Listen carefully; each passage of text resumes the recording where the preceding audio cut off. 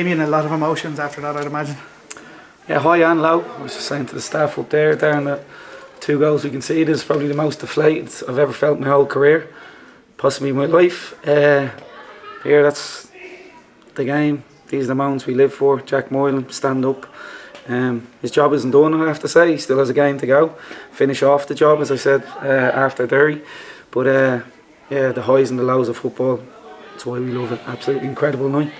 There's different aspects, hot and cold, in that performance, but the result was all that mattered, really. Yeah, like I said, there's a bit of not flatness up there, but a bit of disappointment here. They've got their music on now. Yeah, disappointed with their performance. Everything we always warn them about UCD. Listen, it was never going to be easy. UCD don't give you that, and you have to earn it. But at this stage of the season, performance is great, but it's about putting points on the board. And just moments of magic. The penalty that Jack wins in the first half, brilliant, pulling off the shoulder. Had a rattle off Will. Here, he's carrying injuries, knocks like half the team. Had a rattle off in the half time. He goes and does that in the second half, absolutely incredible. And then Paddy's ball for Jack, absolutely elite finish from Jack as well. Just incredible night. It's a game that will live long in the memory, I'm sure. Yeah, it's a weird one. The will to win there was just so evident from start to finish. Yeah, you can feel the frustration as well and the nerves in the crowd. It's not a Dublin derby, so like I was saying yesterday, everyone kind of has to be up for it, even the crowd. You could feel the nerves, the tension, probably crowd checking scores and what have you. And I definitely thought we were a bit nervous, gripping the bat too tight, making poor decisions. I don't think the pitch helped. Certainly didn't help. But yeah, they got the job done. They figured out a way. Created enough to win the game, even though putting them under pressure is what probably led to those 2 penalties. Yeah, we never just got our noses far enough in front to maybe calm everyone down. Yeah, like I said, just incredible night. Even the roar that you hear from the Riverside, Dundalk have scored. So just a strange, incredible, beautiful night all in one. That's why we love the game. There was, as a Shels fan, a familiar sense of dread walking down the last few minutes. 2-2, you're thinking, is it going to be more of the same? But this team never really died, do they? No, they're an incredible bunch. Here we know that. They don't need to hear me say it again. I tell them to their face. I know everyone thinks myself and the staff are hard taskmasters, but trust me, they get plenty of love and they have one hell of a laugh.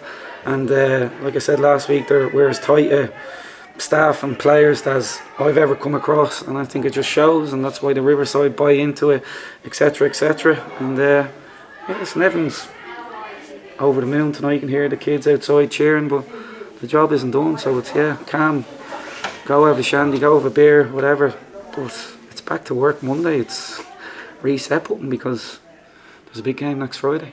It's an important result given the sequence of results elsewhere. How closely were you looking during the game at what was happening in Oriel?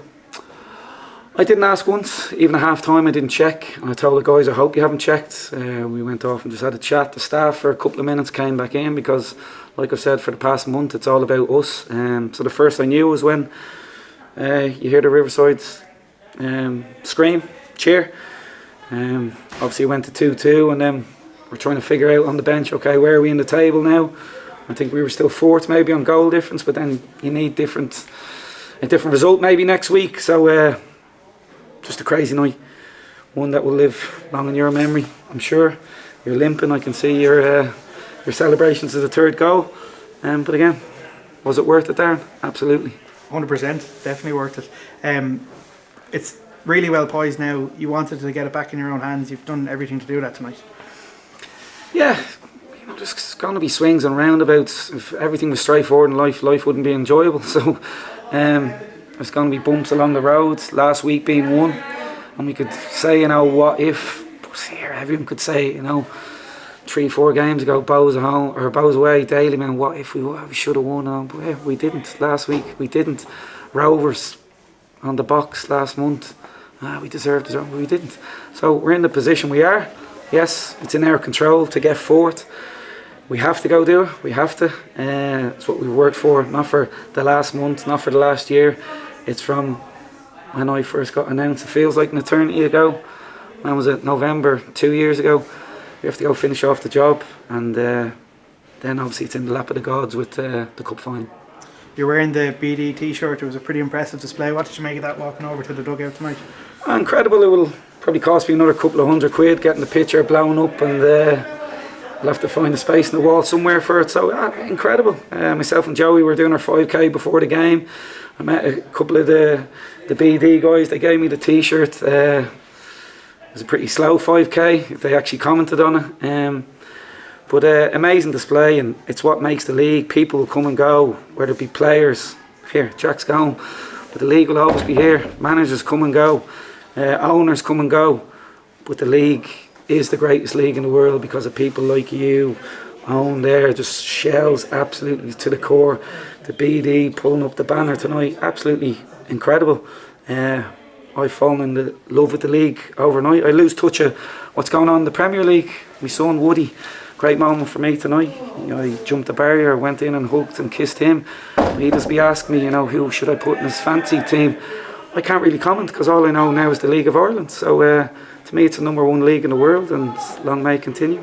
If Jack Moylan wasn't his favourite player before tonight, he definitely is now. I don't know, he comes out with some left field ones. Yeah, I was going to say, but no, I'm sure he is. Listen, he called the Pat straw last year, didn't he? Exactly. He calls most ones, and here he wasn't far off it again tonight. He calls a lot of results. So if any guys listening, if they are betting men, contact me. I'll ask Woody, and we'll relay the messages. He usually gets it on the money. Tonight, he knows the league. He's fallen in love with the league. He says, "Yeah, be 2-1. UCD." Often teams are winning 2-0, they take their foot off the gas, they disrespect the game, and UCD score late.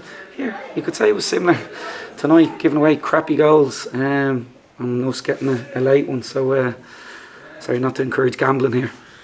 But amazing night, and a brilliant moment for me that I'll remember till the day I die, jumping over a barrier. I didn't get injured, but celebrating with my son.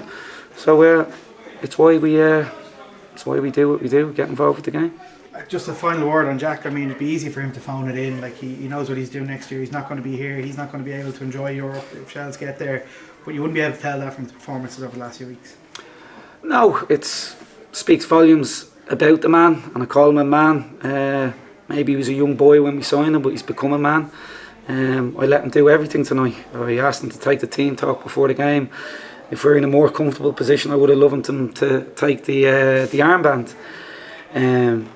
But there was too much nerves and stress in the game. But what he's done, hasn't took his foot off it, hasn't took his eye off the ball, and that's why he'll be a Shelbourne icon forever till the day he dies. And it's about, I guess, now going and finding the next Jack Moylan. I remember how I did find him. I went to New York for 2 days on the batter. I went to Boston to finish it off, 2 days.